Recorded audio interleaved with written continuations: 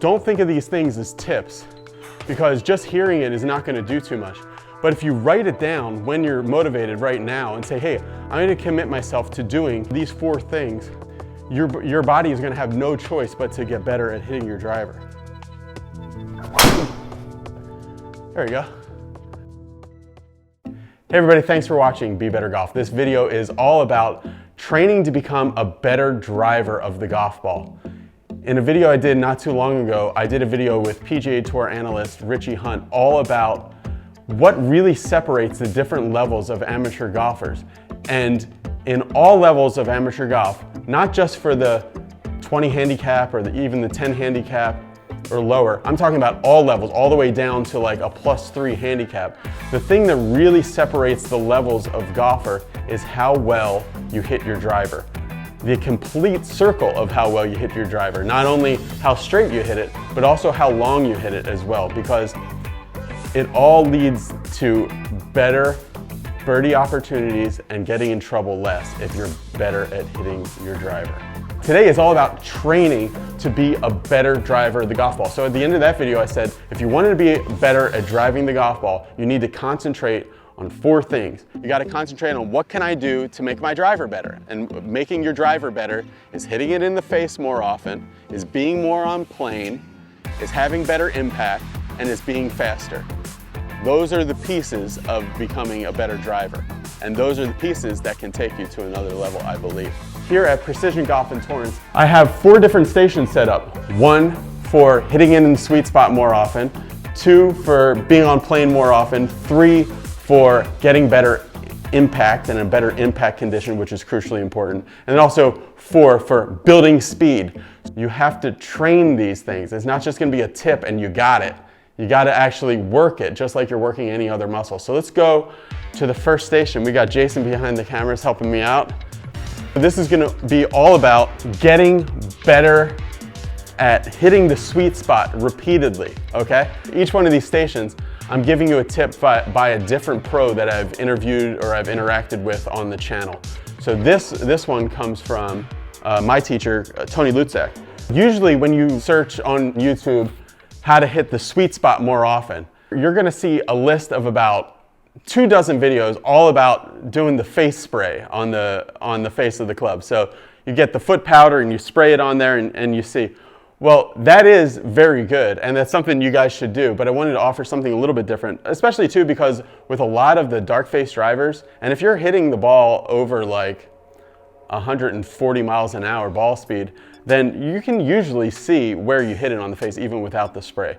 One of the main reasons that people get disconnected from the face, according to Tony, and can't catch that center sweet spot is because as they make the finish of their backswing, they start over swinging a little bit, and you'll see this almost like monkey bars look up at the top. So imagine that there's like monkey bars there and they're like hanging on it like that. And they start to overswing, they lose control, they overswing a little bit, it comes out of their hand, and then they have to kind of catch it again before they hit the bottom.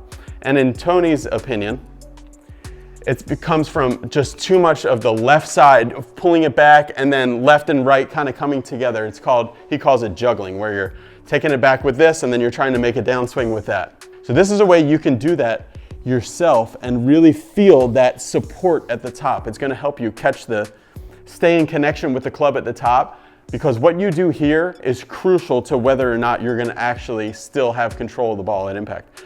So I got this is called a pull-up assist band, and I got it kind of pegged into the ground here. So you can see if I take this to the top with both my hands and then I let go with my right hand, I can't really hold that left hand up there at all. It's just not supported.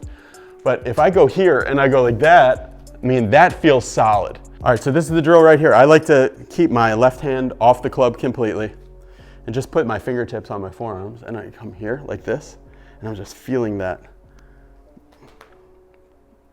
at the top. Just feeling strong and supported, like if somebody came and they pulled down on you there, you would be able to get that. And then just keep that support there and then just pound that sweet spot.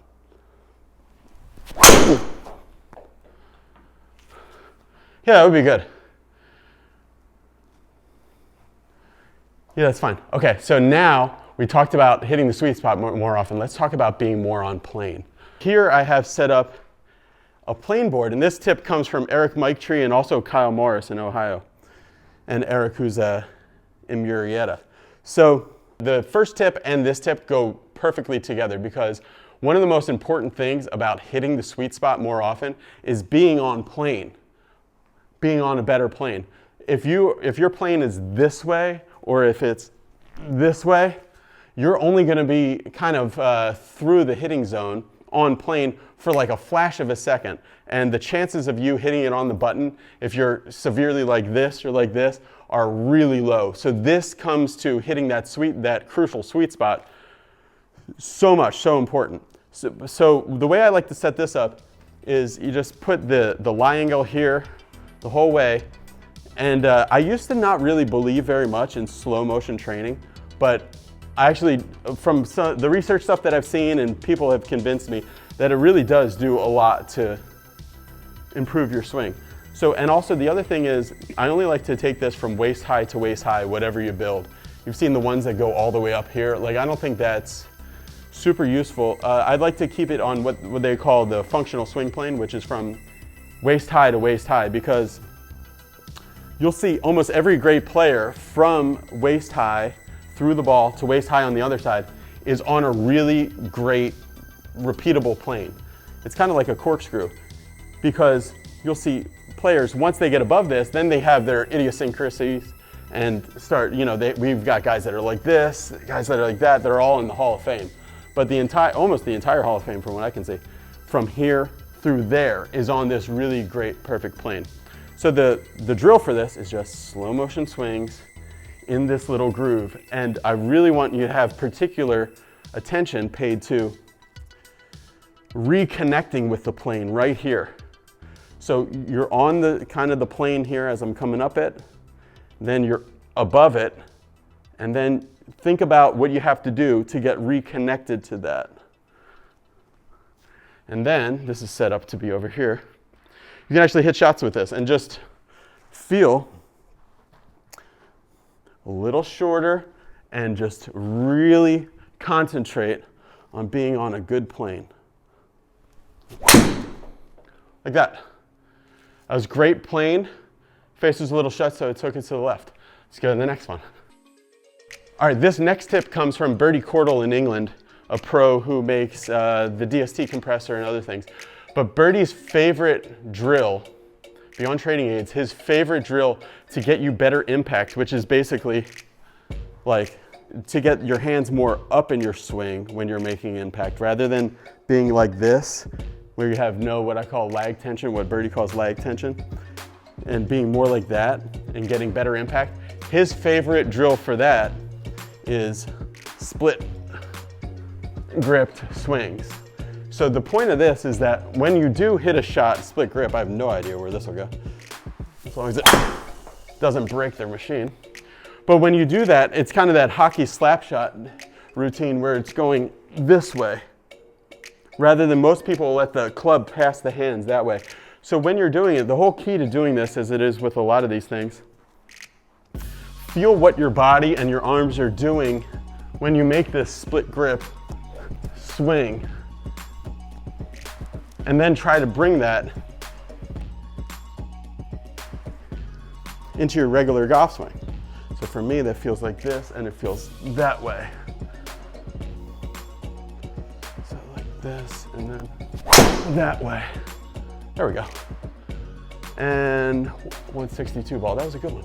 Okay, so we did catching the center of the face more often, being on a better plane, getting better impact, and the final piece of the puzzle, which is very important, is speed. And you would think that because of how much effort people put behind the driver and because of how much emphasis they put on hitting it long, you would think that they would actually train this, but almost nobody does.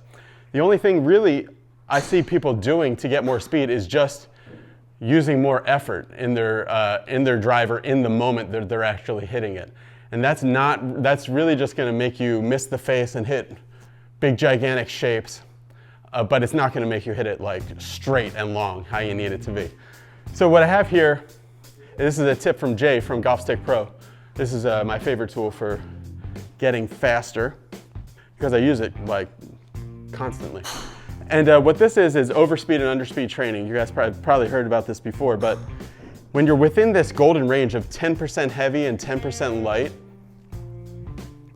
you can start to build speed for the thing that you're training. So this has one side that's 10% heavy, which is this, and one side that's 10% light, which is this. So this is the protocol.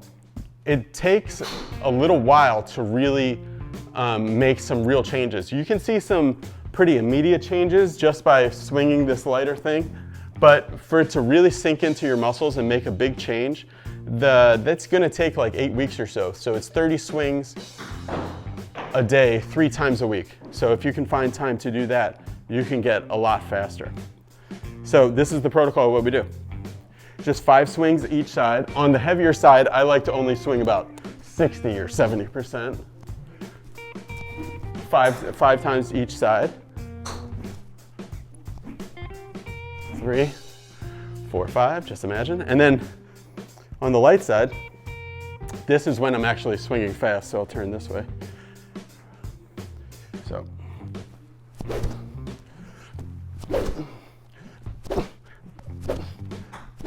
And pay particular attention to your lefty swings, because they've done some scientific studies where the faster your lefty swing is, the faster you can get your righty swing. So we've seen guys like Cameron Smith and other guys on the PGA Tour, they're kind of challenging each other to lefty long drive contests. And they really want to have the same exact speed on both sides. This is also really good from an injury prevention point of view. 5 on this side.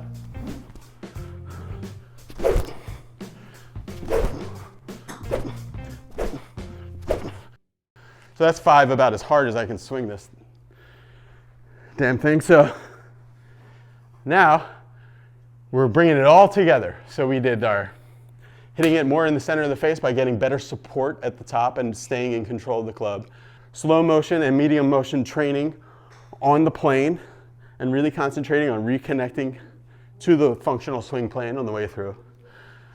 Birdie gave us the split grip drill, which gets it like this, okay? And then we're actually doing some training. So the whole point of this is don't think of these things as tips, because just hearing it is not gonna do too much. But if you write it down when you're motivated right now and say, hey, I'm gonna commit myself to doing these 3 things or these 4 things once a week, your body is gonna have no choice but to get better at hitting your driver. So here I'm just trying to